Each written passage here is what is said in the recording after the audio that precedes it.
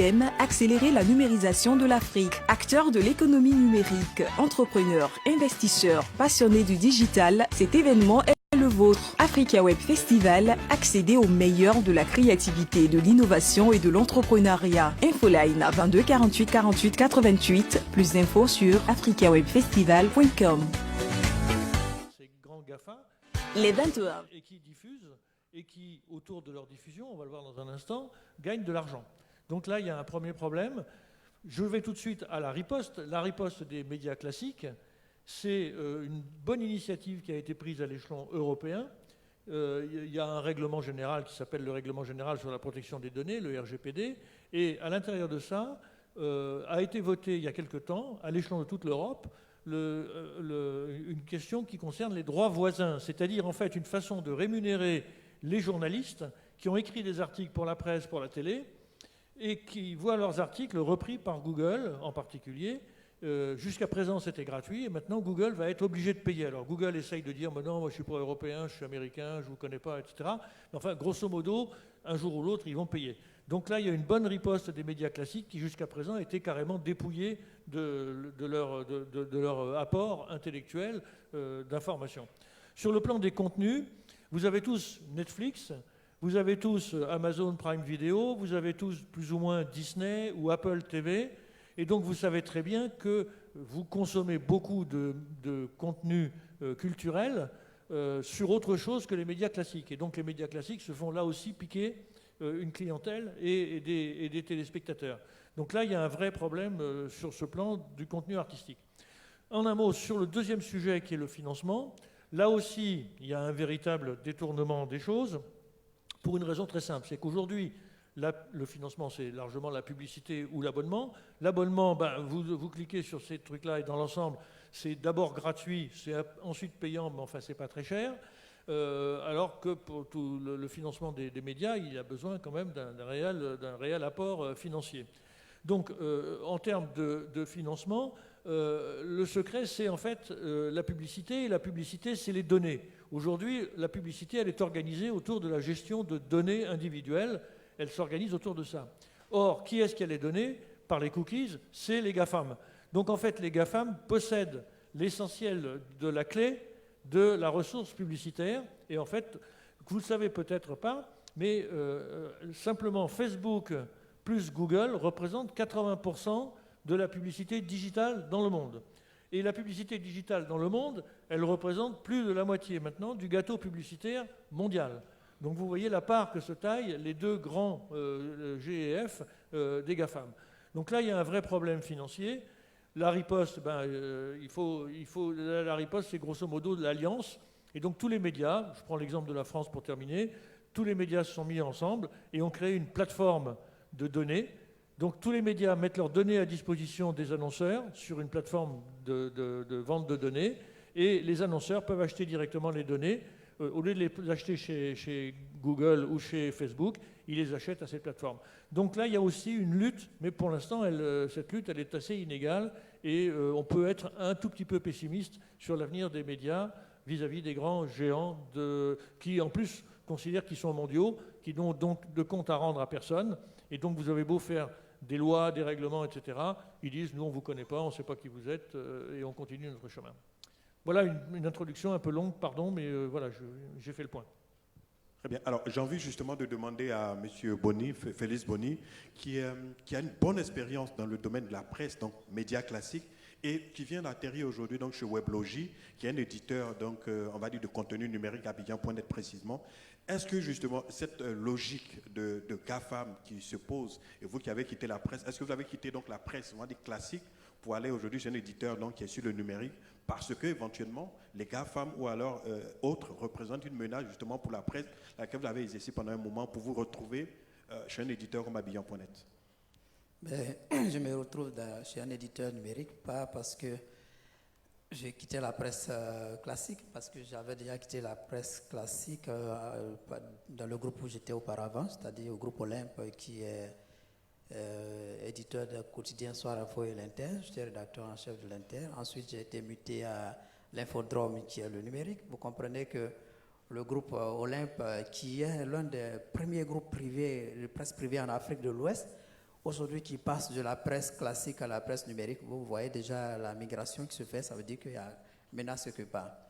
Alors, je vais saisir la fin de l'intervention de mon voisin pour... il parlait tantôt des GAFAM en disant que c'est des gens qui n'ont rien à voir avec quelqu'un. C'est apparemment des gens qui ne sont pas soumis à une règle. Je ne pense pas que Google soit soumise à une règle par rapport au code d'éthique et de déontologie en Côte d'Ivoire. Vous voyez, tout cela fait la différence entre ce qu'on appelle les GAFAM et les médias. Quand on me pose la question quelle est la place des médias par rapport aux GAFAM, je pense très vite à la réglementation de ce qui est médiatique et à la non-réglementation de ce qui est ce que nous vivons au quotidien sur les réseaux sociaux, sur l'Internet et tout cela. Alors, il faut faire très vite la part des choses.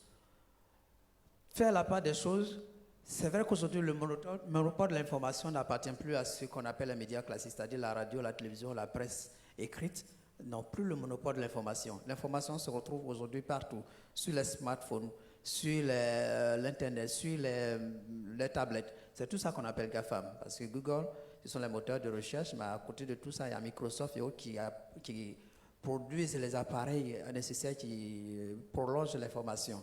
Aujourd'hui, on a les smartphones. Il y a 5 ans de cela, ces smartphones, c'était quelques privilégiés qui l'avaient. Maintenant, les smartphones, je crois que ça se vend à très bon prix sur le marché un peu partout. Même l'analphabète, il a un smartphone. Il peut avoir l'information. On a moins de $100, quelquefois des smartphones, je veux dire, avec de bonnes capacités, effectivement.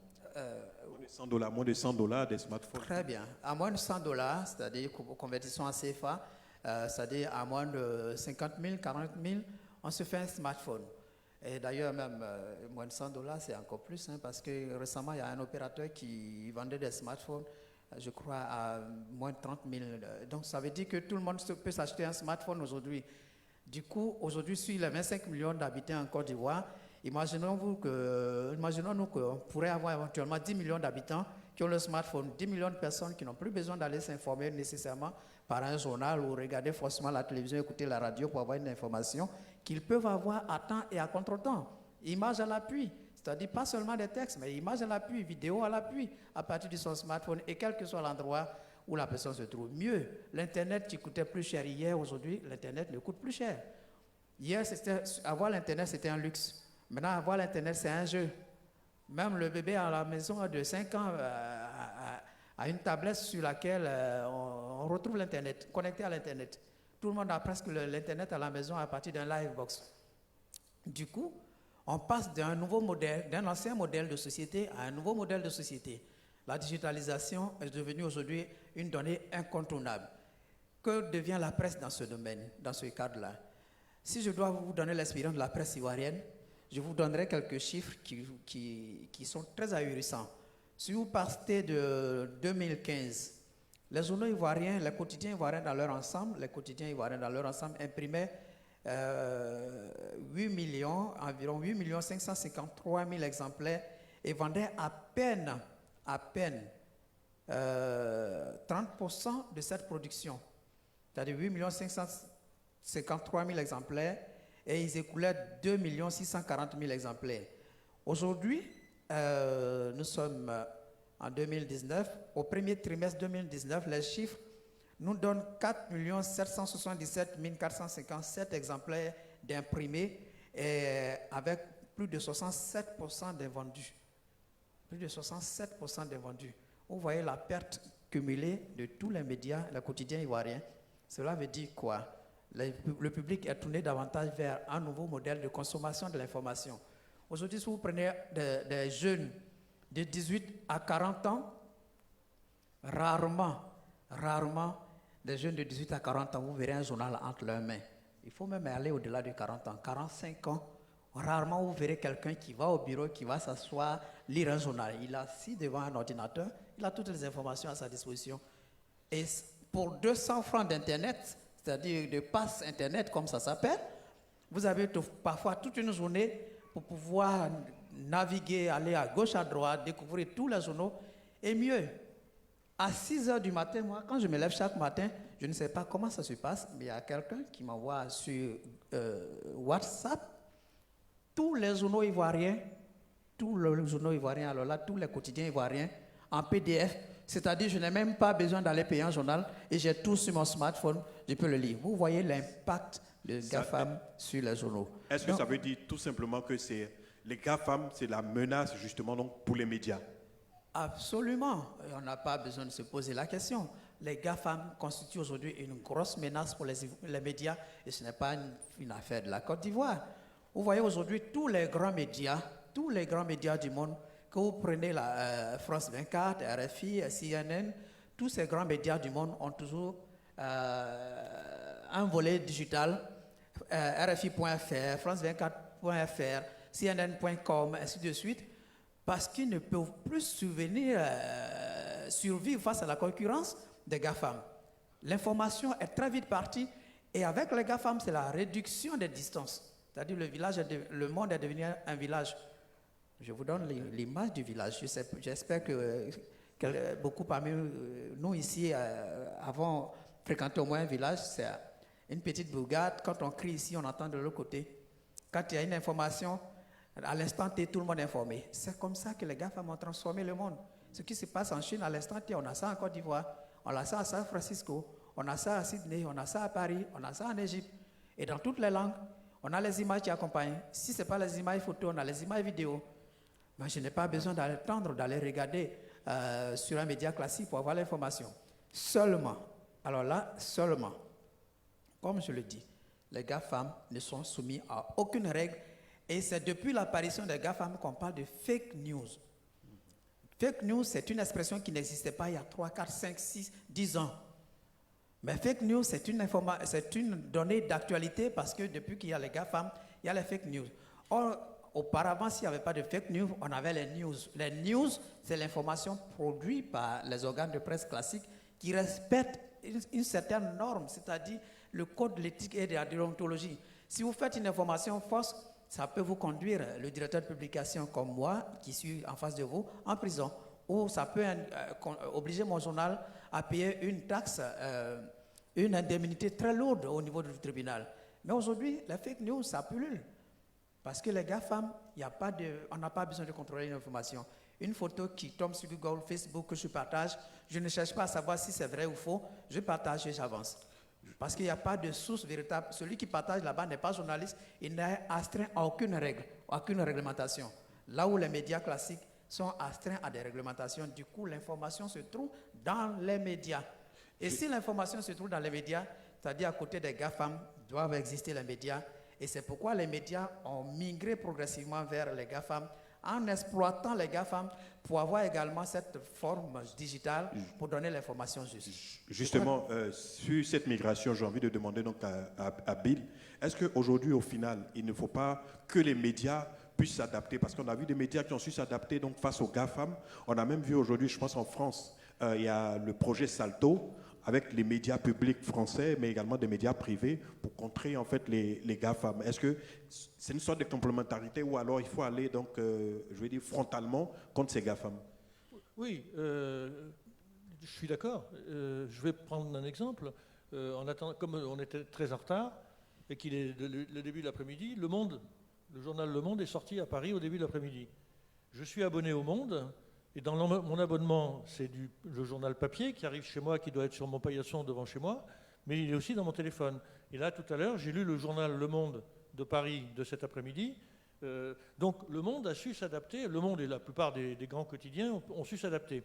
Alors, n'oublions pas que le danger est toujours en face. Amazon appartient à un type qui s'appelle Jeff Bezos. Et Jeff Bezos, il y a 3 ans, a décidé de se payer le Washington Post. Le Washington Post qui était écroulé, qui ne marchait plus du tout. Allez aujourd'hui sur le site du Washington Post, vous allez voir que ça n'est plus un journal, c'est une sorte de plateforme d'information qui est formidable, il faut reconnaître. Ils sont plutôt bons. Donc moi je viens de lire Le Monde, mais moi je suis un vieux crabe, et donc je lis Le Monde, et je suis content de retrouver Le Monde organisé comme j'ai toujours lu Le Monde. Mais Bezos, lui, avec son Washington Post, il a fait une étape d'après, qui est une véritable plateforme d'information. Un autre point que je voudrais souligner, on ne les aime pas les GAFAM, et on ne les aime pas même aux États-Unis, et notamment Trump il les déteste pour des raisons politiques intérieures, mais bon. Et donc, la grande histoire aujourd'hui, sur la base justement de ce qu'ils ont diffusé des fake news, on dit qu'il faut les démanteler. Si vous les démantelez, en fait, vous laissez la parole aux Chinois, parce que les Chinois, eux, ils s'en fichent complètement. Les Chinois prendront la place. Si vous démantelez, si vous coupez Google, si vous découpez Amazon en petits morceaux, ce seront les Chinois, ça sera Alibaba qui prendra la place des GAFAM. Donc je ne suis pas absolument certain, et c'est le débat politique aux États-Unis en ce moment, de savoir s'il faut démanteler, comme ils avaient démantelé SO dans le temps, ou Etiti, ils avaient démantelé en petite structure. Le démantèlement des GAFA, c'est sans doute pas la solution. La solution, c'est la riposte sur le propre terrain, c'est-à-dire que les médias deviennent des médias digitaux, des médias avec des contenus digitaux, des médias digitaux avec de vrais contenus, des médias avec des contenus culturels, avec des contenus d'information, c'est ça la réponse. Mais à toi, parce que toi, tu n'as pas encore parlé, donc c'est à toi. Oui, effectivement. En fait, si vous voulez, nous, on a un peu un modèle qui est hybride. Nous, on est un média de service public, on est classique. On a un business model sur lequel donc, on était sur nos certitudes aussi de médias, parce qu'on est un groupe, donc télé, radio. Et on a décidé en fait de développer le digital. On avait notre modèle qui était le classique, et puis petit à petit, on a compris que c'était les GAFAM en réalité sont devenus une opportunité pour nous, une opportunité en termes de développement éditorial, pas en termes, je veux dire, de business model en tant que tel. C'est-à-dire que quand vous avez par exemple des contenus qui sont des contenus linéarisés, vous avez après la possibilité de délinéariser, c'est-à-dire que d'aller sur YouTube, d'aller sur Facebook, d'aller sur les autres plateformes. Donc pour nous, réellement, donc c'est une opportunité de développement éditorial, et petit à petit, on a développé en fait la possibilité donc de faire du business en réalité. De faire du business, c'est-à-dire qu'à un moment donné, on a commencé donc à monétiser en fait nos contenus. Quand vous voyez par exemple la plateforme Dailymotion, Google, vous avez Facebook aujourd'hui, ça nous permet non seulement d'amplifier nos contenus, mais également donc de faire du business auto, mais du business tout en sachant qu'on avait notre business qui était classique, notre business model classique, et ensuite le business model que nous offrent les GAFAM. Évidemment, la question c'est de se poser, est-ce que vous êtes rémunéré à la hauteur donc, du travail fourni pour que, évidemment, vous puissiez rentabiliser? Ça encore, non, pas vraiment, parce que aujourd'hui, je ne sais pas, mais qui me dira peut-être en Côte d'Ivoire qu'il a la possibilité peut-être de faire, je ne sais pas moi, $100 000 ou 200 ou 300 000 dollars ou même 500 000 dollars, je vais dire peut-être, ou alors $1 million dans l'année sur justement ça, c'est difficile réellement, parce que quand on regarde l'environnement dans lequel on est, c'est pas toujours évident, parce que entre justement gérer une infrastructure, entre peut-être les GAFAM en général, ils prennent quoi, vous êtes autour de 30% quelquefois qui vous absorbent donc en termes de recettes publicitaires, sans qu'ils ne puissent verser quelquefois des taxes à l'État, ça devient compliqué, parce que c'est tout un écosystème en fait qui change. Parce que réellement, ce dont on se rend compte, c'est que quand les GAFAM influencent en fait votre environnement, votre écosystème médiatique, c'est pas juste vous quelquefois qui en souffrez, mais c'est tout l'écosystème, parce que aujourd'hui, vos contenus donc, sont sur Facebook, sont sur Twitter, YouTube, etc. Vous gagnez de l'argent, mais en réalité, tout l'écosystème donc réuni, c'est que c'est un manque à gagner qui va en réalité donc chez les GAFAM. Et puis, il y a une chose peut-être qu'il faut essayer de retenir, c'est que pendant que vous produisez, vous investissez, vous avez des gens comme Amazon aujourd'hui donc qui ne se tuent plus, qui rentrent sur un marché sans que même que vous les ayez invités.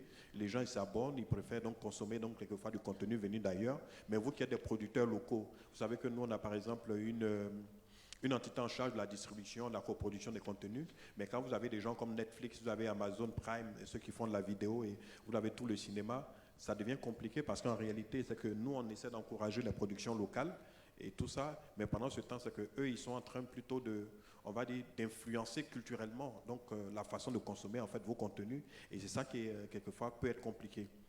Alors j'ai envie justement de demander aux confrères, alors est-ce que au final ce qu'il faut faire c'est de peut-être de taxer les GAFA, donc à un certain moment, parce qu'on se dit finalement que ça porte atteinte donc à notre écosystème médiatique, le paysage médiatique. Est-ce qu'il faut les taxer, ou alors au contraire, c'est-à-dire quelquefois mieux s'organiser pour faire face? Mieux s'organiser pour faire face, je me pose bien la question, est-ce que dans cette salle, on a une capacité, une possibilité de s'organiser pour faire face à ce qu'on appelle les géants du monde?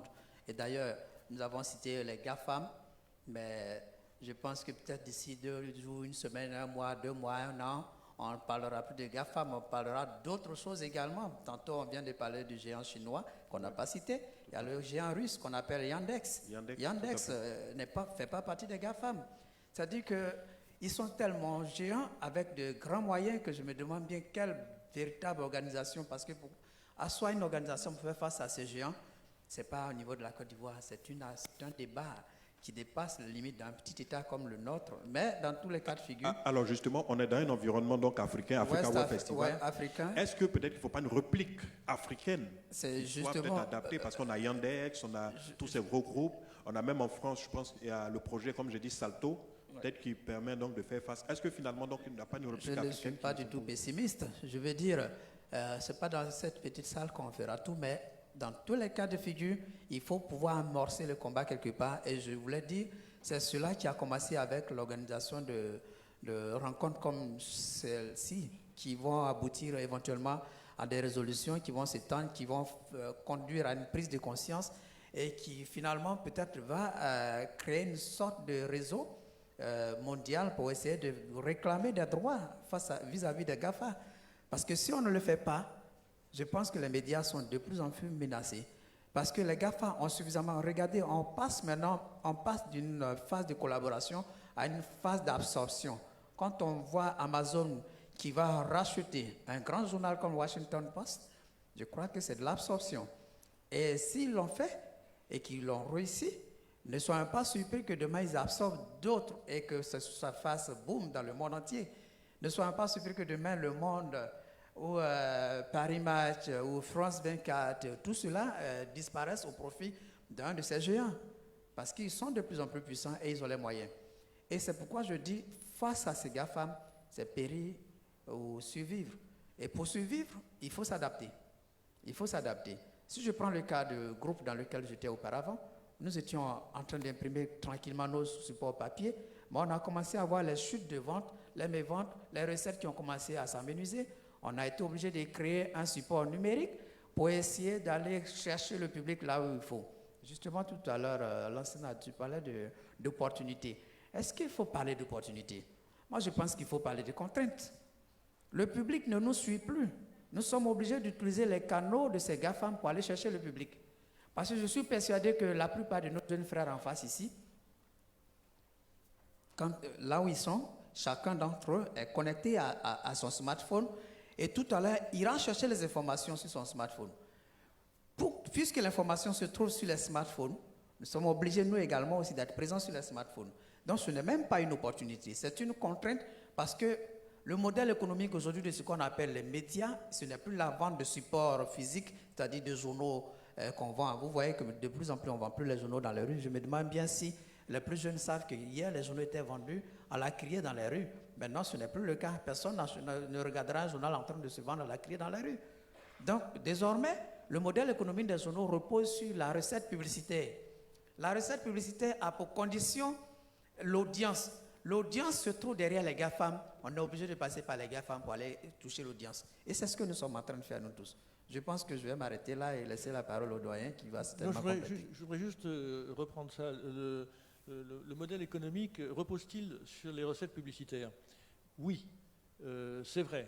Encore qu'il faut savoir que là, c'est une bagarre pas possible. Parce que, je prends l'exemple de la publicité stricto sensu, Google détient les données, et puis il détient des données individuelles, c'est-à-dire il sait que moi j'ai été regarder tel et tel site, et puis il sait le contexte.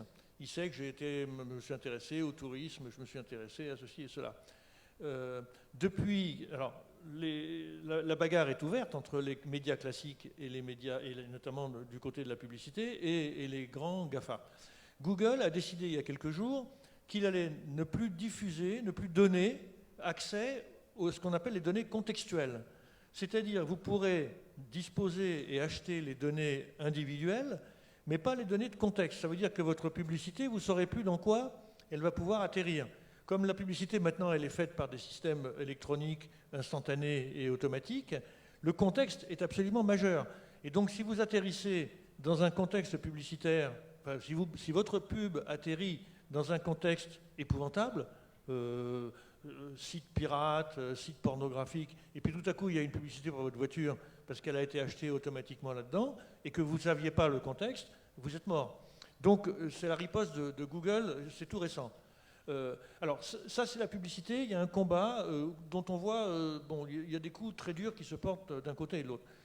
L'autre élément que je voulais ajouter à ce que disait mon voisin, c'est qu'il n'y a pas que les recettes publicitaires, il y a l'abonnement. L'abonnement, aujourd'hui, on a habitué les gens à penser que Internet c'était gratuit, et ce qui était digital était plus ou moins gratuit. Si vous voulez justifier l'abonnement, il faut de la qualité.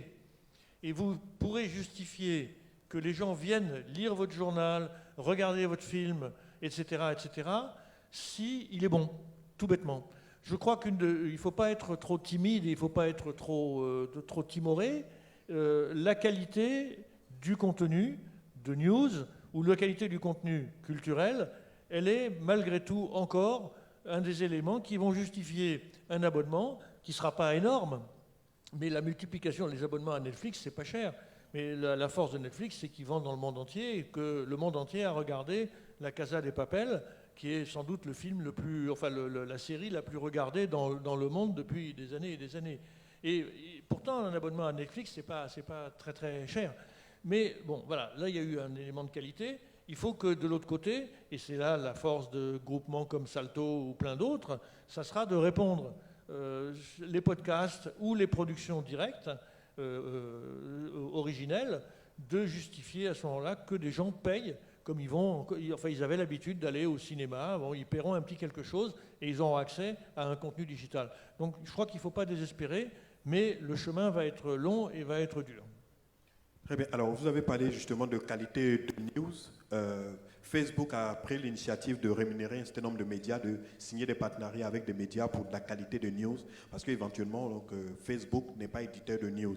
Est-ce que c'est, on va dire, un peu une façon d'absorber donc, le métier d'être de journaliste ou alors de s'accaparer éventuellement un milieu pour lequel, par exemple, les journalistes ont toujours indiqué, ou alors les médias, que c'était leur chasse gardée? Est-ce que Facebook, finalement, n'est pas en train de faire des news en payant des journalistes, en rémunérant des journalistes pour faire donc du contenu de qualité? Moi, mon expérience de Facebook, elle n'est pas sur ce registre-là. Je crois que Facebook est un formidable lien social pour toute la catégorie des gens qui consultent Facebook. Il y a d'autres éléments que Facebook qui apportent des news. C'est même plutôt Twitter que Facebook. Twitter est devenu un vrai fil d'information. Et grosso modo, Twitter a remplacé l'AFP, pratiquement.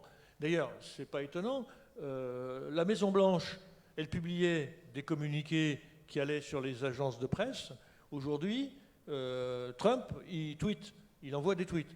Donc en fait, je pense que le vrai danger en matière d'information, alors là on revient aux fake news dont parlait mon voisin tout à l'heure, le vrai fil d'information mondial maintenant, c'est Twitter.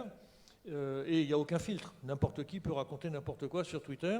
Et voilà. Et alors, si on n'est pas capable de décrypter, et personne ne vous décrypte, vous lisez de l'information brute. Et en plus, le danger absolu de ça, c'est que c'est répercutable de façon exponentielle. Donc, vous voyez un truc disant Johnny Hallyday est encore vivant, vous allez avoir des millions de gens qui vont croire que Johnny Hallyday est encore vivant. Ça avait été le cas dans le sens inverse. Il y a des gens, avant qu'il meure, il y avait eu des informations sur sa mort et la moitié de la France a cru qu'il était mort. Et puis ils ont été obligés de faire un tweet en disant non, je suis encore vivant. Bon, il est mort quelque temps après, donc ça a résolu le problème. Mais voilà. La question est que Twitter est une sorte de crédibilité idiote. Mais les gens se disent si machin a tweeté, si quelqu'un que je ne connais pas vraiment a tweeté, c'est qu'il a une info et il l'a balancée très vite. Et comme il n'y a pas de journalistes professionnels derrière ça qui vont vérifier, recouper l'information, ça devient un danger gravissime. Là, moi, je suis même assez inquiet sur le plan de la démocratie mondiale. Je suis assez inquiet de l'évolution de Twitter. Au passage de la démocratie mondiale, je voulais dire que tu parlais tout à l'heure de fiscaliser et de taxer. Tu peux oublier, parce que ces gens-là, ils sont nulle part. Et donc, par exemple, en France, Google qui inonde la France, ils ont 10 employés. Et ils ne payent pas d'impôts. Ils ne savent pas ce que c'est qu'un impôt sur le revenu et un impôt sur les sociétés, parce qu'ils n'ont pas de revenus en France. Ils emploient 10 employés, et leurs revenus, ils vont en Irlande, Parce que en France, ils prétendent qu'ils ont un bureau, 10 employés. L'essentiel des gens rapportent, sont supposés être une filiale du siège social de Google en Europe qui est en Irlande. Et l'Irlande est tax-free pour l'essentiel en matière d'impôt sur les sociétés. Et donc, ils ne payent pas d'impôts. Ils ne payent pas d'impôts, ils payent des salaires comme ils peuvent, ils payent des commissions à des gens qui travaillent pour eux, mais c'est tout. Donc voilà, ce sont en plus un peu des filous. Hein. Ils sont assez malins, ils ont des avocats extrêmement pointus. Donc tout ce qui est réglementation, et on a un mal fou en Europe à leur imposer le fameux règlement dont je parlais tout à l'heure sur le paiement de droits et de droits voisins, parce qu'ils disent, nous on ne vous connaît pas, on n'est pas européens, vous nous embêtez. Donc ils sont très dangereux, ces gens. Ils sont très dangereux sur le plan de l'économie et ils sont dangereux sur le plan de la démocratie. Très bien. Alors justement, chers confrères... Je pense qu'on va laisser un peu la parole au public, oui, tout éventuellement pour des questions. Alors, une dernière question quand même, je vais dire pour toi, en tant que journaliste et justement confrère, est-ce que toi tu verrais donc d'un bon oeil que Facebook aujourd'hui commence à signer des partenariats donc avec des médias et avec des journalistes éventuellement donc pour produire de l'information de qualité? Est-ce que finalement Facebook n'est pas en train de s'accaparer en fait une partie du métier qui réellement donc on va dire commence à influencer peut-être la démocratie? C'est ce que j'ai appelé la collaboration et absorption. C'est-à-dire qu'on part d'une cohabitation et à une absorption, c'est-à-dire le plus fort commence à absorber l'autre. C'est comme un serpent boa qui cohabite avec un bon chien, un chien très gentil, et à un moment donné, regardant le chien s'endormir, il commence à l'absorber. Donc, moi, je pense que c'est là le danger. Ils ont tous les moyens, ils ne sont soumis véritablement à aucune règle nationale dans aucun État. Ils ont la possibilité de mettre les moyens à leur disposition pour pouvoir absorber les autres. Et progressivement, si on ne fait pas attention, on arrivera à une période où les médias vont peut-être occuper 1/10 de l'espace qui leur est dédié.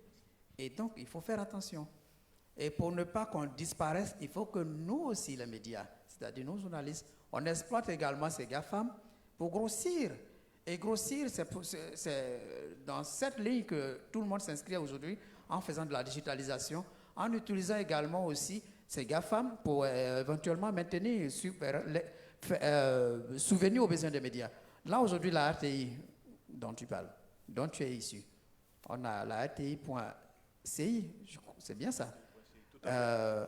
Nous, à Weblogie, nous avons un site numérique qu'on est en train de développer dans toute la sous-région. On est présent en Côte d'Ivoire, mais dans 8 autres pays. Tout simplement parce qu'on s'est rendu compte que le public s'informe par le digital. Il faut développer le digital, c'est-à-dire les GAFAM. Quand je parle de digital, c'est-à-dire que vous devenez un mini GAFAM. On devient un mini GAFAM pour concurrencer les GAFAM parce qu'on n'a pas le choix. Et si on ne s'y met pas, en tout cas celui qui ne s'y met pas, il va périr. Et même en Côte d'Ivoire, pour donner toujours l'exemple de la Côte d'Ivoire, tous les médias en support papier aujourd'hui ont leur volet numérique. Tous ont leur volet digital. Si vous prenez un journal quelconque, vous allez dans la rédaction, on va vous dire, on a un volet digital. Si vous ne pouvez pas nous acheter, allez-y sur le volet digital, vous avez l'information gratuitement. Aujourd'hui, l'information, ce n'est pas une donnée à commercialiser véritablement. Maintenant, on donne gratuitement l'information et derrière l'information, on cherche du public pour faire de la publicité. Et c'est de cela qu'il s'agit. Et je crois que c'est le nouveau modèle économique de ce qu'on appelle le paysage médiatique dans le monde. Partout, c'est pareil. D'accord, quelques questions. Si vous avez envie de poser des questions, voilà, on est là, on va vous répondre. Il y a le monsieur devant. Oui, allez-y. Bonsoir, moi c'est Moïse Kameni, je viens de Montréal, au Québec. C'est une actualité qui est assez brûlante, les GAFAM. On va ajouter un petit N là après le M parce qu'il y a Netflix qui est un absorbeur qui est vraiment sauvage, excusez-moi du thème, par rapport à la culture. Concernant la réglementation, au Québec, le gouvernement du Québec a imposé des taxes sur Netflix. Fait que le Canada en général, les autres provinces du Canada, ça ne s'est pas appliqué, mais au Québec particulièrement, ils ont dit on ne veut pas vos affaires parce que vous détruisez la culture québécoise. Fait qu'il leur a imposé ça. Deuxièmement, je travaille depuis 3 ans sur une technologie qu'on appelle les blockchains. Et justement, les blockchains, c'est une solution, un début de solution à ce type de problème, notamment dans le domaine de l'art et de la culture. C'est que on permet à des artistes de rajouter dans leurs métadonnées des informations que les systèmes de blockchain vont pouvoir soit bloquer, soit verrouiller, soit tracer. Je prends un exemple banal, là, un artiste musicien qui fait sa musique et puis il vend à Spotify ou à Amazon Music. Et puis, il n'a pas la possibilité de tracer le contenu, puisque lorsqu'il a vendu son single, il n'est pas capable de savoir combien de personnes le truc a été téléchargé, sa musique a été téléchargée, a été vendue. Avec les blockchains, il a la possibilité de tracer, de savoir, OK, à la fin de l'année, sa musique a été téléchargée par 2 millions de personnes. Et là, ça devient un argument juridique pour repartir vers la compagnie et dire, écoutez, vous ne pouvez pas m'acheter quelque chose à $2 000 et puis vous avez fait $2 millions là-dessus, c'est juste déloyal. Le blockchain, il résout ce problème. Concernant les médias également, ça peut aussi se répliquer au niveau des médias, que ce soit classiques ou les médias traditionnels ou les médias numériques. Ça peut également se faire parce que on peut dire, écoute, à chaque fois que vous produisez un contenu médiatique ou de l'information, vous le rattachez à une sorte de transaction blockchain, de telle sorte que vous savez qu'il y a des sites internet qui sont habilités à donner l'information qui est réelle. Fait que, en France, c'est déjà quand même assez développé parce que quand on regarde la documentation, les compagnies en France essayent de se rapprocher de ça pour pouvoir être sûr de la traçabilité, de l'authenticité de l'information. Une autre chose aussi par rapport au blockchain, c'est que au niveau du producteur de contenu, il a la possibilité, en plus de tracer son contenu, mais de mapper également le contenu qu'il a propagé. Il peut savoir où est-ce que l'information est partie, où est-ce que l'information est la plus répandue, ainsi de suite. Donc, en termes de solutions, il y a des solutions technologiques qui sont apportées à ça. Maintenant, le volet qu'il faudrait développer, c'est la sensibilisation. Parce que quand on discute avec des artistes, ils disent « Ah, les producteurs, ils ne vont pas vouloir produire un contenu qui a quelque chose qu'un GAFAM ne va pas accepter. » Parce que quand vous allez avec un contenu qui est presque verrouillé pour un GAFAM, il va refuser. Amazon va dire « Non, je ne veux pas héberger cette musique dans ma plateforme parce que le gars, il va avoir la traçabilité de mon affaire. » Donc, il faudrait que les institutions se mettent ensemble et disent, écoutez, si vous voulez sauver votre culture, essayez de suivre ce protocole-là et ça va être gagnant-gagnant pour tout le monde. Et ça va être comme une petite barrière pour les autres, les petits, parce que c'est détruire la culture, quoi. Donc, c'était la contribution que j'avais à faire pour ce sujet. Merci. Merci beaucoup. Je pense que son intervention, il a fait une belle intervention, mais il a répondu à sa préoccupation à la fin. C'est-à-dire que ceux que nous appelons les GAFAM sont tellement super puissants qu'ils sont eux-mêmes leurs propres censeurs. Vous avez vu que vous avez répondu à la fin. C'est-à-dire que lorsque ça ne leur convient pas, ils bloquent. Se mettre ensemble. Très bien, je retiens la suggestion vers la fin. Je crois qu'on va lancer un appel à tous les médias. On dira les médias du monde, unissons-nous et faisons face aux GAFAM. Et c'est un appel que je te lancerai spécialement en tant que membre de l'Union nationale des journalistes de Côte d'Ivoire. Vous avez la possibilité de lancer cet appel au niveau de l'Union des journalistes africains et que ce soit fait au niveau des journalistes du monde pour qu'ensemble on se mette ensemble pour lutter contre les GAFAM, pour notre survie bien entendu. Tout à fait. Alors, Bill, Juste une petite expérience personnelle. Il y a un autre acteur dans la chaîne. Il se trouve que j'ai été pendant quelques années en France. J'ai été l'un des 3 magistrats qui étaient dans une haute autorité qui s'appelle Hadopi et qui luttait contre le piratage. Bon. Il y a en fait dans la chaîne que tu décris, il y a d'autres opérateurs qui sont en fait des très méchants. C'est les fournisseurs d'accès Internet. Parce que pour accéder à Netflix ou à Google, il faut que tu aies Internet. Et Internet, tu l'achètes chez Orange, quelques autres. Bon. Et ceux-là, ils ne font pas de cadeaux. Ceux-là, quand tu leur demandes, tu dis... à Adopi, on savait repérer, on avait déjà des systèmes de traçabilité sur les disques, sur les films, et on savait que monsieur machin, il avait téléchargé tel film. Et quand on allait demander aux fournisseurs d'accès, on disait « Mais pourquoi vous ne l'avez pas empêché ?»« Ah ben non, je ne peux pas, moi je suis simplement un fournisseur d'accès, je suis un transmetteur, et au nom de la liberté individuelle, de la liberté mondiale, je m'en fous, vous ne m'intéressez pas. » Et donc en fait, ce que tu dis est tout à fait vrai, mais il manque simplement un maillon, et c'est ce maillon-là qui fait défaut assez souvent. En tout cas, l'expérience que j'ai en France et en Europe, c'était de ce côté-là qu'on avait un réel problème. D'accord, une question? Oui. Oui. Bon, c'est une contribution. Je crois que, bon, je suis Soro Funseni, directeur de Suzan Group. Nous travaillons dans tout ce qui est la digitalisation. Nous faisons de la consultance et autres. Je crois que le problème de GAFAM, souvent, on le pose avec trop de peur. Si on le pose comme ça, ma réponse est claire et nette. On n'y peut rien, on n'a qu'à faire avec. Il n'y a pas de solution. Le problème, c'est quoi? C'est que la manière dont nous consommions à l'époque a changé. On peut discuter, ce sont les GAFAM qui nous ont habitués à ça, ce sont les GAFAM qui nous ont influencés, mais nous sommes déjà dedans, qu'est-ce qu'on fait? Facebook, aujourd'hui, a tué la valeur de ce qu'on appelle l'information. Pourquoi? Parce que Facebook arrive aujourd'hui à dire aux gens, j'ai créé un site internet pour que vous puissiez échanger entre vous. Mais moi et mon ami savions ce qui nous intéresse comme information. Donc, l'information déjà par la source est triée.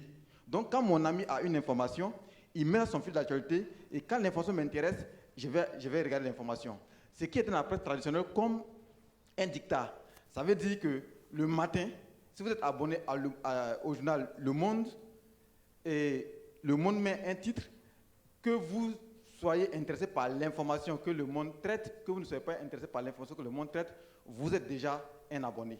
Et le problème qui se pose, c'est quoi? Quand on parle de la digitalisation en Côte d'Ivoire, sinon en Afrique, à un organe de presse ou à une structure, on pense que c'est concevoir un site internet, une application mobile, avoir juste une adresse email, une URL quelque part, et puis on dit on a digitalisé. Non, mais ce n'est pas ça. Tous les organes de presse de Côte d'Ivoire, ou bien toutes les grosses structures de Côte d'Ivoire, doivent avoir des R&D, des Research and Development Center. Ça veut dire qu'il est mieux de prendre des jeunes de 18 à 25 ans, signer un contrat avec eux jusqu'à, vous avez 5 ans, vous travaillez dans notre centre de recherche, à nous trouver des solutions nouvelles. Comme ça, on pourra anticiper sur ce qu'il y a à venir. Quand vous prenez l'exemple de Netflix, Netflix n'embauche pas, quand vous rentrez à Netflix, il n'y a pas une personne qui a âgé de plus de 30 ans à Netflix. À partir de 25 ans, ils ont une politique où ils t'encouragent toi-même à prendre ta retraite. Et quand tu calcules, tu te rends compte que si tu démissionnes, tu gagnes encore plus que si tu travailles à Netflix. Pourquoi? Parce que Netflix sait que ce sont les jeunes qui consomment beaucoup plus les films. Donc, il faut des jeunes pour vendre des films aux jeunes. Ils savent quel est le goût de leur cible. Donc, les jeunes qui savent le goût de leurs camarades, c'est eux qui sont à Netflix. Donc, du coup, quand un film apparaît, ils savent quel est le film qu'il faut prendre, quel est le contenu qu'il faut vendre aux jeunes. Donc, si les médias s'intéressent, par exemple, à une population qui a 60 ans actuellement, il n'y a pas de raison qu'on s'intéresse, on s'inquiète pour, comment on appelle ça, l'avènement des GAFAM. Mais si on veut vendre à ce nouveau public qui est en train de naître là, on est obligé de se digitaliser et on est obligé de vendre le contenu. Et pour vendre le contenu, il y a plusieurs procédures. Aucune personne aujourd'hui n'est prête en Côte d'Ivoire à aller acheter du contenu sur une plateforme officielle d'information, à moins que l'information soit imposée, parce qu'il y a souvent des communiqués où tu es obligé d'avoir le journal officiel, par exemple, physiquement, ou bien le journal d'appel d'offres, et tu es obligé. Abidjan.net, par exemple, c'est un bel exemple. Mais il faudrait qu'ils partent en profondeur de leur politique de réforme et non de se contenter peut-être ou bien de rester toujours dans leur statut de leader d'information. Parce que Abidjan.net, par exemple, avait reçu le modèle que Facebook est en train de faire maintenant. Ils avaient une plateforme où ce sont les autres organes de presse qui écrivaient et qui envoyaient les titres à Abidjan.net. Et si vous demandez à Abidjan.net de faire sortir l'historique ou bien les statistiques de leur visite, depuis la création jusqu'à ce jour, ils vont vous dire que la partie titrologie était beaucoup plus visitée. Et surtout pour ceux qui sont à l'étranger. Mais aujourd'hui, ça va forcément chuter. Pourquoi? Parce que comme il a dit, il y a un intervenant qui l'a dit, je n'ai pas retrouvé votre nom, monsieur, désolé, il a dit, le matin quand il se réveille, il reçoit la presse ivoirienne sur son WhatsApp. Du coup, là, il y a un problème. Ça fait un manque à gagner. Quand tu finis de regarder ça, si tu parles sur Abidjan.net pour la titrologie, tu ne pars plus là-bas parce que tu as déjà eu ce que tu voulais. Donc, si on pose le problème des GAFAM comme des géants, qu'on doit combattre ou bien qu'on doit affronter, je vous assure, nous sommes perdants. On reste toujours dans un autre facteur qui est la légalisation. Désolé.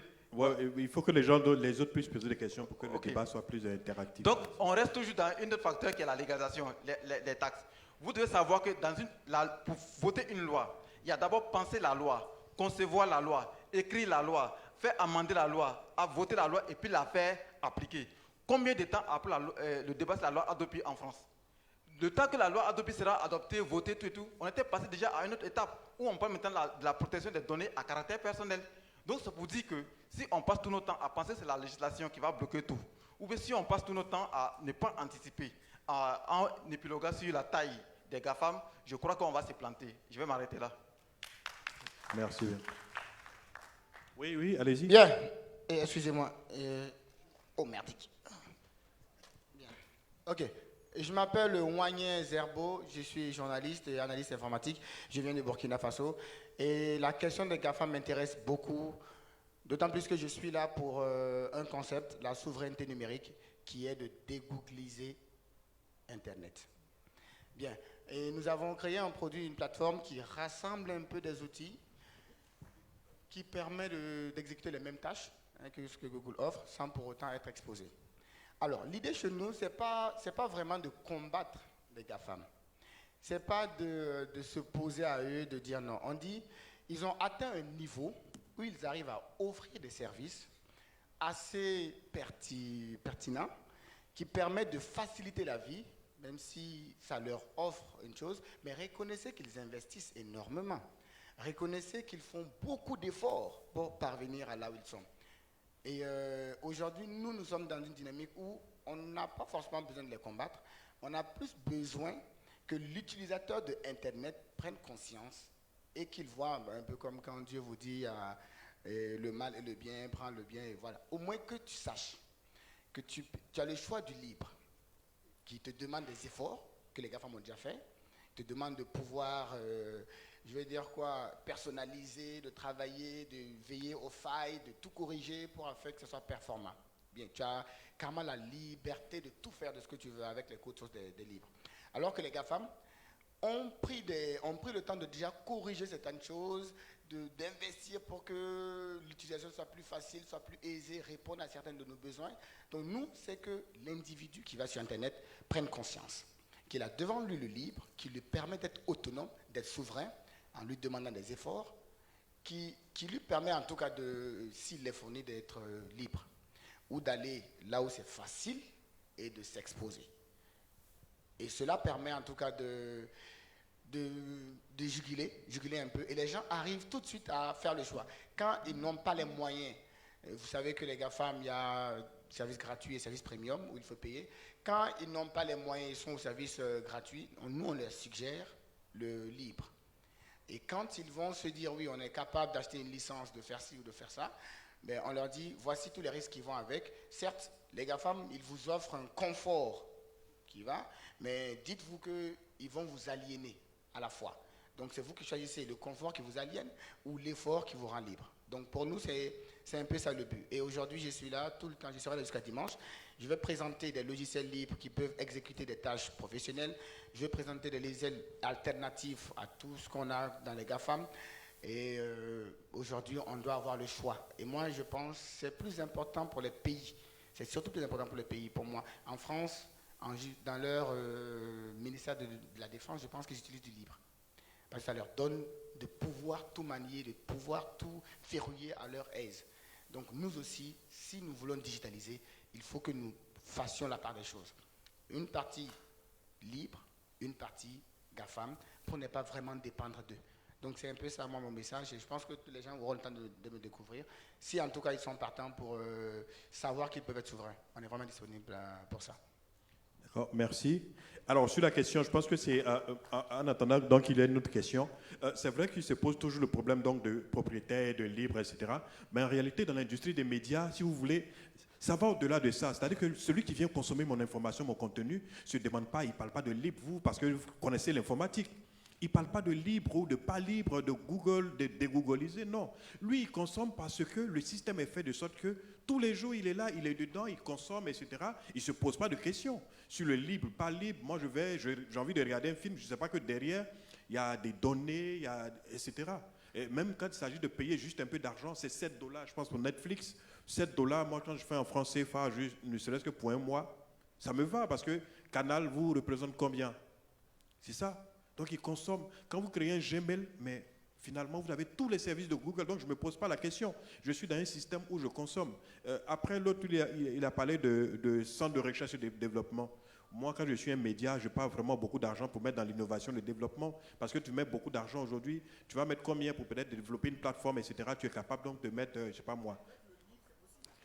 Le libre, en réalité, il faut se dire, excusez-moi, mais quand vous êtes un média, pas juste un journal ou un petit site internet, quand vous êtes un média, ça veut dire que tous vos équipements que vous achetez, quelquefois qui valent des milliards, quand vous dites que, ok, d'accord, il faut que je mette du libre, il faut que je mette, alors que ça fonctionne quelquefois soit avec Microsoft, ça fonctionne avec Apple, ça fonctionne avec tous les autres. Donc, à un moment, vous n'avez pas le choix parce que même l'équipement, l'industrie, en fait, je veux dire, l'équipement, etc., tout ça, va avec des logiciels qui ne sont pas, enfin, va pas avec du libre ou alors, quelquefois, ce n'est pas compatible du tout. C'est ça, en fait, les systèmes d'exploitation libres, monsieur, c'est-à-dire que c'est ce qu'on va vous expliquer. Quand vous dites, ok, d'accord, c'est libre, combien de personnes utilisent du libre dans le monde? Mais ils ne savent pas, même parce que le système aussi, c'est-à-dire que le libre a besoin de communiquer, donc sur le libre. Mais quand plus, en fait, vous savez qu'en technologie, moins les gens utilisent, plus c'est cher. Les gens préfèrent quelquefois où c'est moins cher. Netflix aujourd'hui, c'est 7 $. Le premier truc là, 7 $. Mais si peut-être vous avez des choses que vous développez vous-même, quand vous faites de la recherche et développement, comme il a indiqué, ça vous revient excessivement cher. Il est bien quelquefois donc d'avoir des choses qui soient...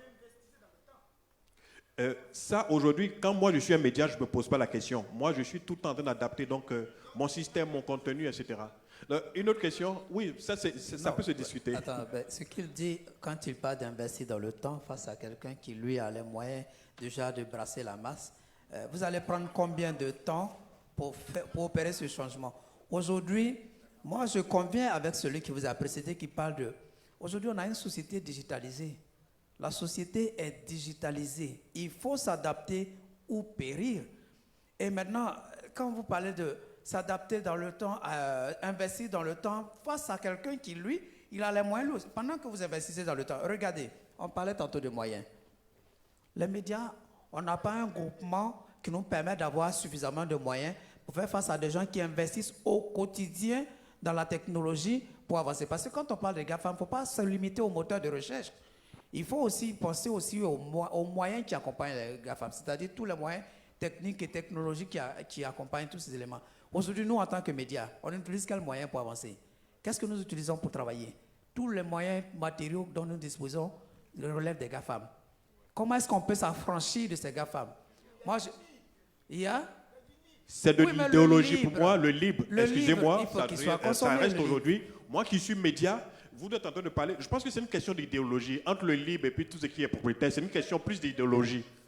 C'est une question de... Oui, bien sûr. Excusez-moi, vous avez un Gmail, non? Vous avez un Gmail? Donc, voilà. Le libre, pour moi, le libre, excusez-moi, pour moi, le libre reste de l'idéologie.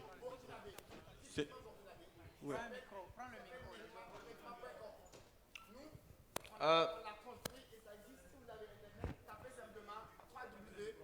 Tapez www.nekn2am.com. C'est un média social purement burkinabé.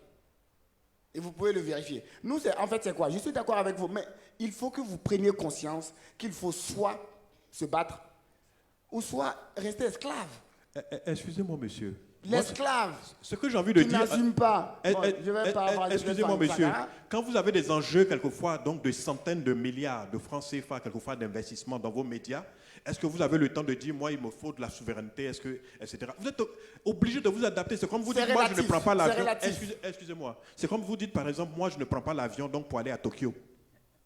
Que non, je préfère plutôt prendre mon vélo, marcher parce que je dépends. Mais quand vous prenez un avion, etc., c'est tout un système économique dans lequel vous rentrez en réalité. Et quelquefois, vous n'avez pas le choix. Le choix en réalité que vous avez, je pense que là, c'est là où en ce moment c'est intéressant, c'est quand vous avez la possibilité quelquefois de proposer quelque chose, mais à l'échelle, quelquefois, qui peut être à l'échelle quelquefois internationale. Et ça, quelquefois, c'est assez intéressant. Mais sinon, quand vous investissez quelquefois des milliards, vous ne vous posez pas des questions sur c'est libre, c'est le libre, etc. Le libre reste quelquefois pour les gens un peu, pour moi, idéologique.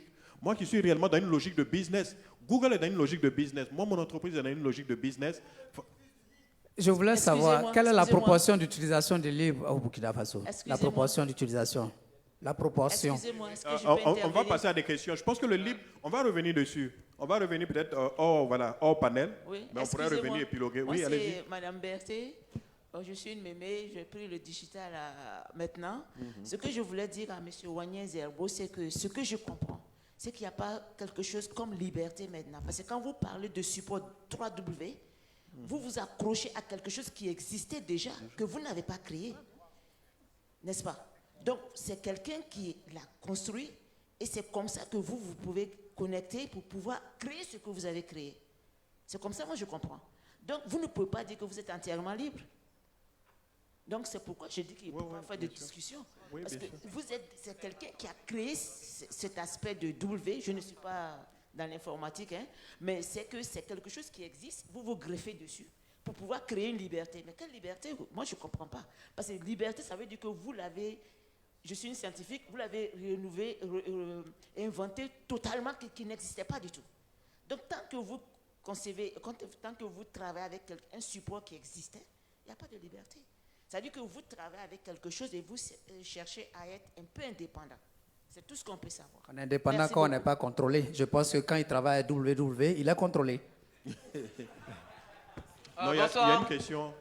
Il y a une question là. Excusez-moi. Merci beaucoup, en tout cas, pour votre contribution. Elle est assez simple, mais je pense que ça permet de comprendre. Oui, allez-y.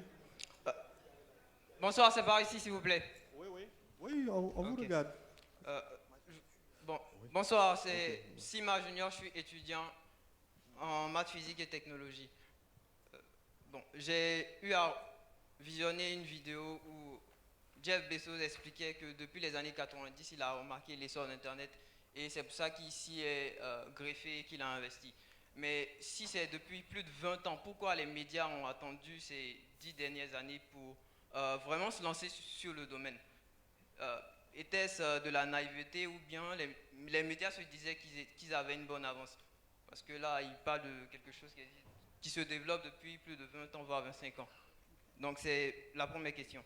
Ensuite, vous avez parlé de la Chine. Je veux dire, si la Chine a réussi à créer ses propres géants qui se différencient des GAFAM ou des géants américains et autres classiques, pourquoi l'Europe ou encore l'Afrique ne développe pas un modèle similaire à celui de la Chine, quitte à peut-être fermer un petit peu les frontières ou réinventer, par exemple, créer d'autres moteurs de recherche typiquement européens, typiquement africains, pour avoir un contrôle plus accru sur l'arrivée des informations. Voilà.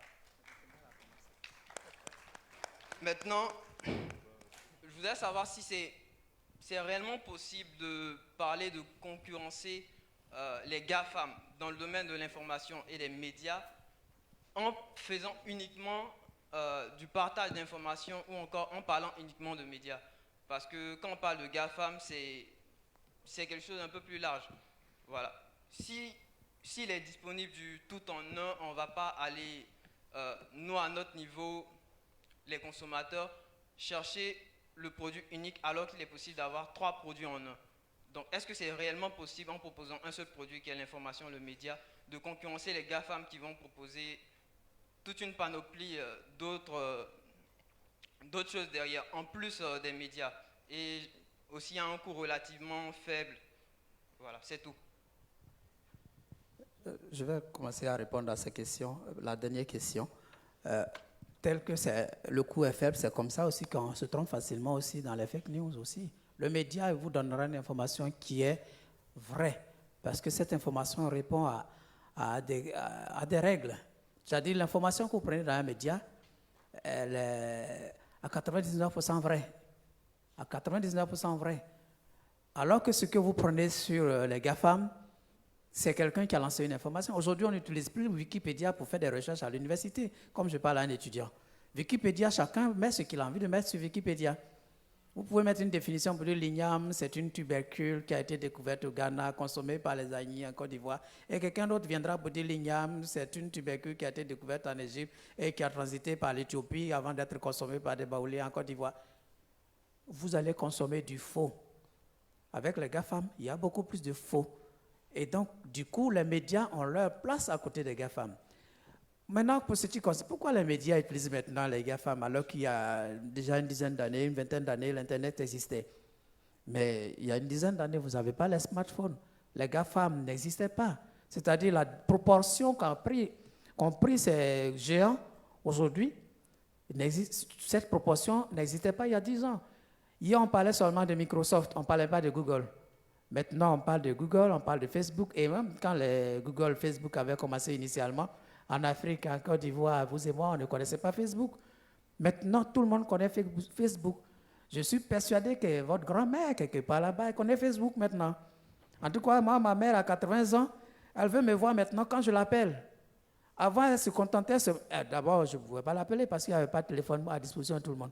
Maintenant, non seulement elle a un téléphone, mais elle veut avoir un smartphone et pouvoir me voir parce qu'elle estime que quand je l'appelle, parfois ma voix n'est pas normale, je suis malade, je cache. Maintenant, quand je l'appelle, elle regarde dans son téléphone, elle me voit, elle dit oui. Vous voyez, c'est cette évolution, cette explosion qui a poussé les médias maintenant à s'intéresser à quelque chose qui est devenu incontournable. La digitalisation, comme je l'ai dit, notre société est devenue digitale. Et peut-être que demain, pour préparer dans la cuisine, maintenant, on ne va plus se déplacer. On est assis ici à la cuisine. Est-ce que vous savez que maintenant, pour garer les véhicules, à partir d'un téléphone, ça se fait? Je sais que vous avez vu les films. Vous voyez à quelle proportion les GAFAM ont pris. Au point où les médias ne peuvent pas rester en marge. C'est de cela qu'il s'agit. C'est ça qui nous réunit ici ce soir. Que faire pour survivre? C'est la question. Et je laisse mes autres copanélistes répondre à la suite de vos questions. Sur cette idée de savoir pourquoi il y en a qui étaient en retard, etc., je me dis qu'en 1905-1910, il devait y avoir des colloques où il y avait des gens qui disaient « Tiens, il y a un truc qui s'appelle l'électricité, qui a l'air de faciliter la vie de tous les jours, on peut avoir de la lumière, au lieu d'avoir des bougies, on peut allumer, etc. » Donc Internet, en fait, c'est à peu près l'équivalent de l'électricité. C'est un tournant séculaire, c'est une affaire qui change la vie de la civilisation pour le siècle qui vient. Donc le changement, c'est facile de dire aujourd'hui, ils auraient dû, mais en fait, bon. Le dernier point que tu as évoqué, qui était les multiproduits, si j'ai bien compris, il faut voir que là, les leçons nous sont données encore par un des GAFAM, Amazon. Je disais tout à l'heure au Washington Post, qui était un journal qui était en quenouille, et qui est devenu tout à coup un endroit formidable où c'est plus un journal, c'est une plateforme, et c'est une plateforme qui apporte tout, de l'information, de la lecture, de l'image, du divertissement et du commerce. Et donc, à partir de là, je crois que le mot maintenant, c'est plus média, c'est plateforme. Et c'est à partir de ces plateformes que tout va se passer dans l'avenir. Je peux? Alors, donc, merci. Je pense qu'on va prendre la dernière question. Et puis, évidemment, ou alors, ok, d'accord. Donc, quand il finit la question, vous le passez. Comme ça, on a deux questions en même temps. Et puis, voilà, on clôture. Bien, bonsoir à tous. Je suis Nikema Moussa, étudiant en journalisme. Moi, j'ai d'abord une question. Oui, vous avez parlé tout à l'heure de fake news, avec la venue de ces géants. Qu'est-ce que la plateforme des journalistes de Côte d'Ivoire a fait, par exemple, pour lutter contre les fake news et se démarquer des fake news? Ça, c'est une question que j'aimerais poser. L'autre chose, Africa Web Festival est une plateforme pour nous qui pourra nous permettre de créer des stands de réflexion sur les quelques idées suspensionnées, notamment sur la création d'organismes africains sur le média digital. Trouver un moyen de faire un média digital en Afrique qui va permettre de désenclaver la situation et surtout donner du contenu de qualité. Pour ma part, il n'y a pas lieu de faire de la concurrence avec ces géants. c'est de se démarquer sur un autre plan au niveau de l'information. Si les médias, les professionnels des médias ont réussi... Vous avez dit une question. Vous avez dit une question. En fait, on est un peu pris par le temps. Vous avez dit une question. Contribution. Si vous faites beaucoup de commentaires, oui. Si non, vous faites beaucoup... ça n'a rien à voir avec la question. Voilà, pardonnez qu'on réponde à la question. Et puis après, si vous voulez en off, on peut discuter des... Bon, en off, là, ça sera compliqué. Hein? Ouais. S'il vous plaît. Parce qu'il y a quelqu'un derrière. Nous-mêmes, on a des contraintes de temps, s'il vous plaît. Donc, nous, on agit sur le temps qu'ont pris les autres. Ouais. Non, s'il vous plaît. Merci beaucoup. Ouais. Bonsoir, moi c'est M. Delmas Daté, je suis technicien à intervenance passionné de digital. C'est ma première fois de venir ici et j'aimerais poser une seule question. Est-ce que vous pensez que les fake news, à l'heure de la digitalisation de la communication, est-ce que les fake news sont vraiment un enjeu? Est-ce que ça représente vraiment un enjeu? Voilà. Est-ce que c'est quelque chose de pertinent, vraiment? Parce que si ça n'est pas, peut-être qu'on se trompe tous de combat. Évidemment que c'est un enjeu, mais moi je ne suis pas journaliste et donc je ne réponds pas avec mes tripes, je réponds intellectuellement. Évidemment que c'est un enjeu pour la démocratie. On ne peut pas laisser des gens raconter des choses qui ne sont pas vraies, fake, et qui le trichent, et qui vont essayer d'influencer de façon vile, de façon pas acceptable, moralement, politiquement, le reste de l'opinion publique. Donc évidemment que c'est archi condamnable et que c'est un sujet majeur, parce qu'aujourd'hui on peut faire des fake news avec des images.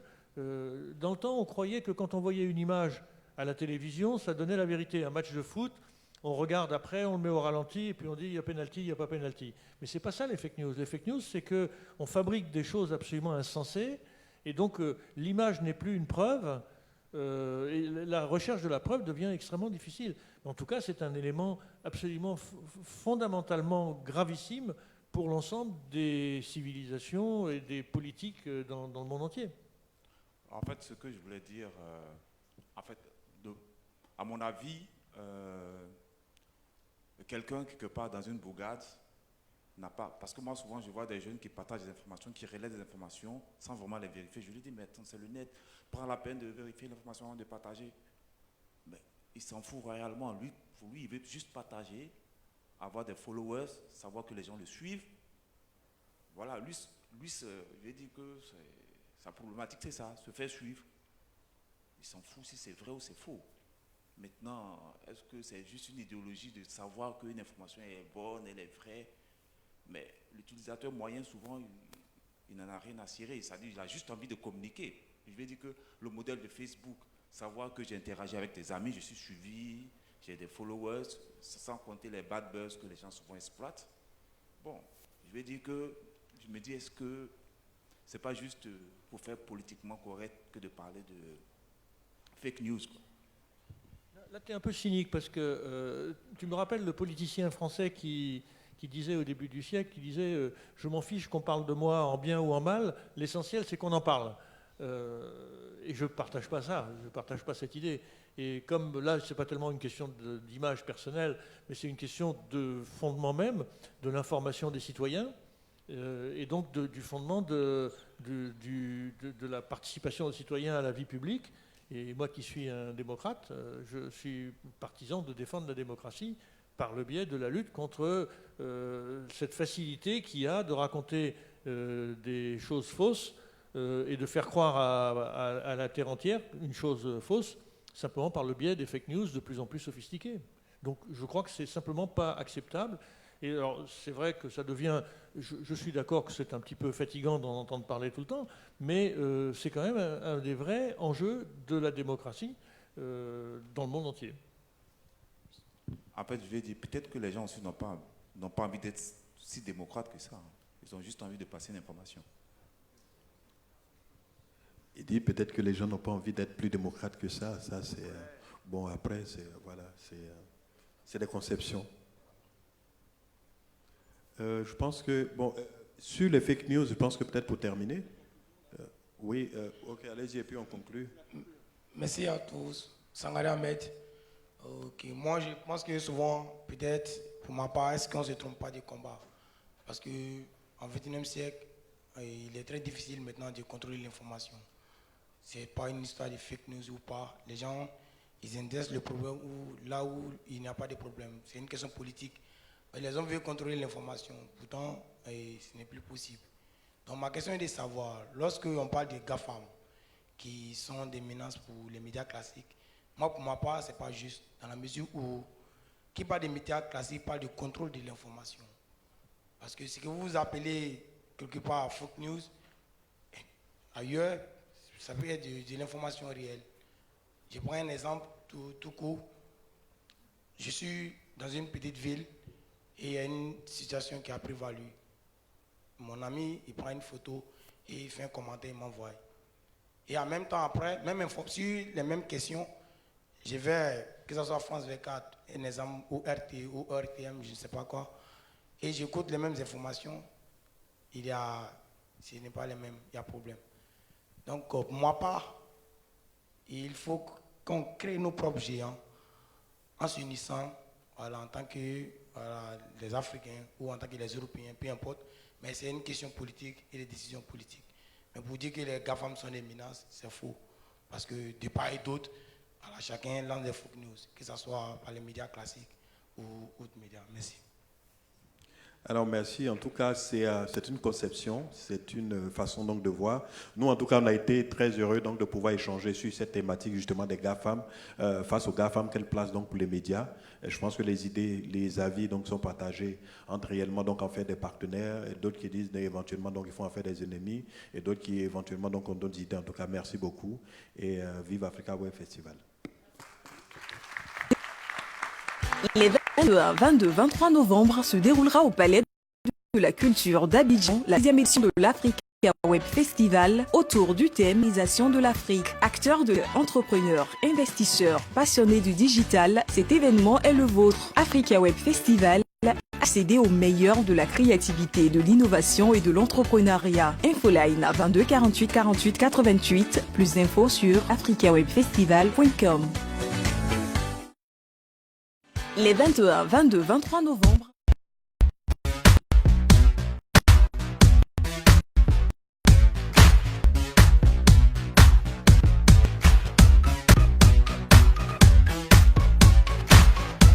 Nous sommes du supercodeur d'Orange, qui est l'initiation à la programmation informatique des lycées et collèges à partir du logiciel Scratch et App Inventor. Chaque atelier comporte 30 élèves, donc jusqu'à aujourd'hui nous avons fait 90 élèves.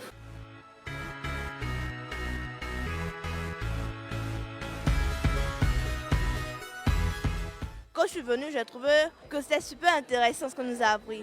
Parce qu'on nous a appris à manipuler, à créer des applications. C'était vraiment passionnant. Et ils nous ont apporté des aides pour que, même à la maison, on puisse, avec nos ordinateurs, concevoir nos propres applications, à mettre sur nos téléphones et à partager à tous. Donc je remercie Africa Web Festival et je remercie Orange de nous avoir accueillis ici.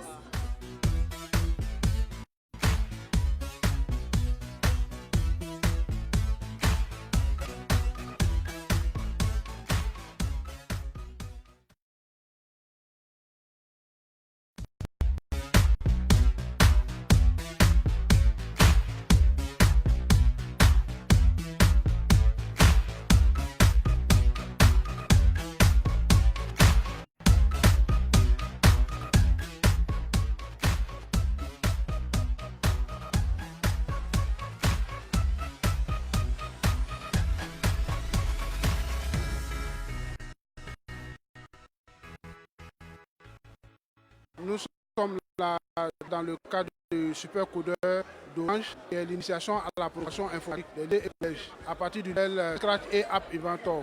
Chaque atelier comporte 30 élèves, donc jusqu'à aujourd'hui nous avons fait 90.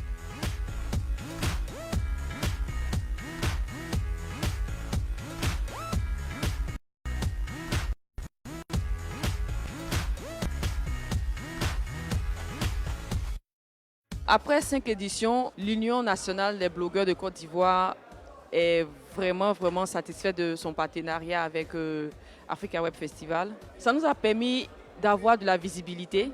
Les jeunes gens viennent vers nous, on leur explique un peu ce que c'est qu'un blog, comment entretenir leur e-réputation Mais au-delà de ça, personnellement, il y a des membres qui sont contactés par de grosses entreprises pour intégrer leur service de communication ou pour être partenaire et faire publicité.